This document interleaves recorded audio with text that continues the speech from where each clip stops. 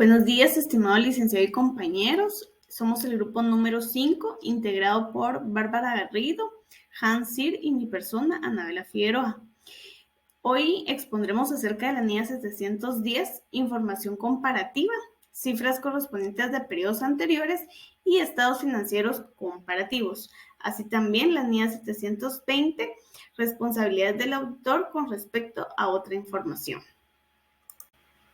Iniciaremos con la NIA 710, información comparativa, cifras correspondientes de periodos anteriores y estados financieros comparativos. La norma, dentro de su alcance, establece cuál es la responsabilidad del auditor respecto a la información comparativa en la auditoría de estados financieros, así como si los estados financieros del periodo anterior fueron auditados por un predecesor o no fueron auditados. Dentro de su alcance, pues también menciona que aplican los requerimientos y las orientaciones de la NIA 510 respecto a los saldos de apertura. Dentro de lo que es la naturaleza de la información comparativa, esto va a depender de los requerimientos del marco de información financiera aplicable que utiliza la entidad para la elaboración de estados financieros, y podemos dividirlo o clasificarlo en dos enfoques. El primero es en el caso de las cifras correspondientes de periodos anteriores.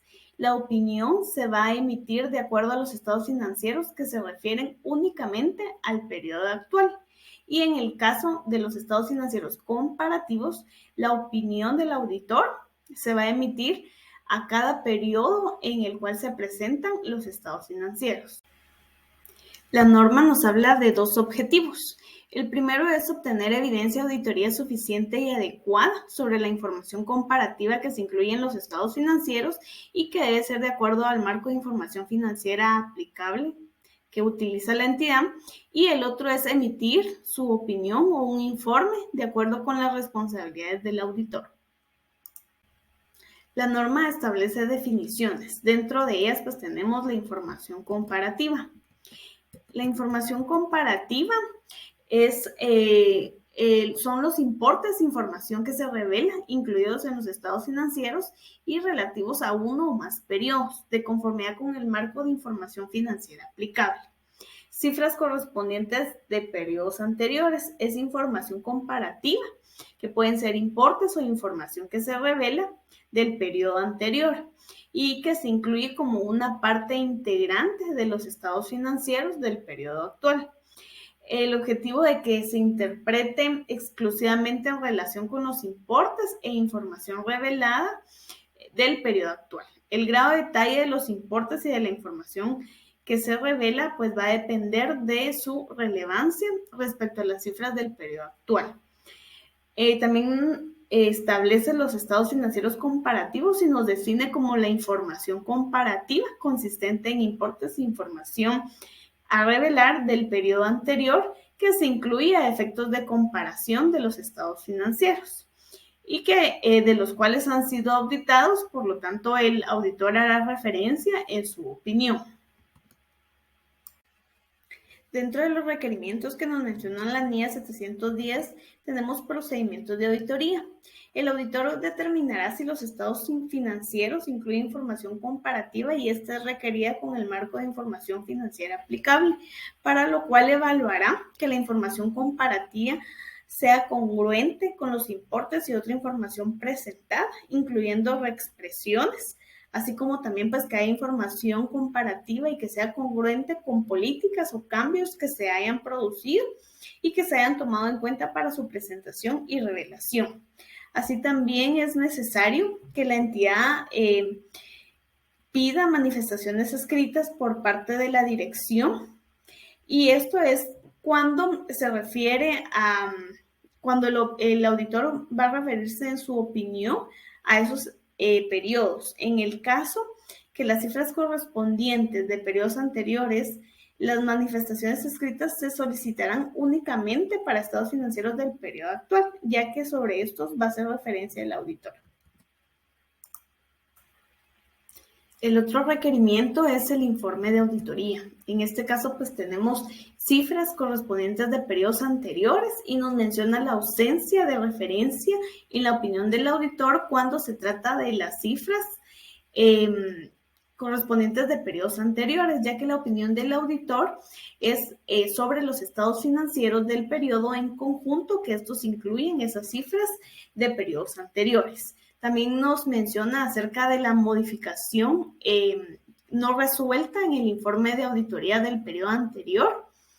Así también pues incorrecciones en los estados financieros del periodo anterior, estados financieros del periodo anterior auditados por un predecesor y estados financieros del periodo anterior que no han sido auditados.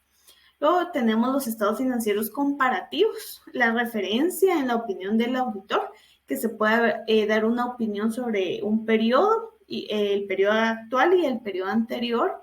Así también pues la opinión sobre los estados financieros del periodo anterior y que estos difieren con la opinión previa. Los estados financieros del periodo auditados por un auditor predecesor y estados financieros del periodo no auditados. Siguiendo con la presentación, se presentará la NIA 720, que trata acerca de las responsabilidades del auditor con respecto a otra información. Alcance. Tiene como alcance tratar de las responsabilidades que tiene el auditor con respecto a otra información, tanto financiera como no financiera, la cual es incluida en el informe anual de una entidad. Además, también es necesaria la lectura y consideración de la otra información por si en algún momento existe una incongruencia material entre la otra información y los estados financieros, o bien del conocimiento obtenido por parte del auditor en la auditoría realizada. La responsabilidad del auditor con respecto a otra información es aplicable con independencia de si el auditor obtiene dicha información antes o después de la fecha del informe. Objetivos.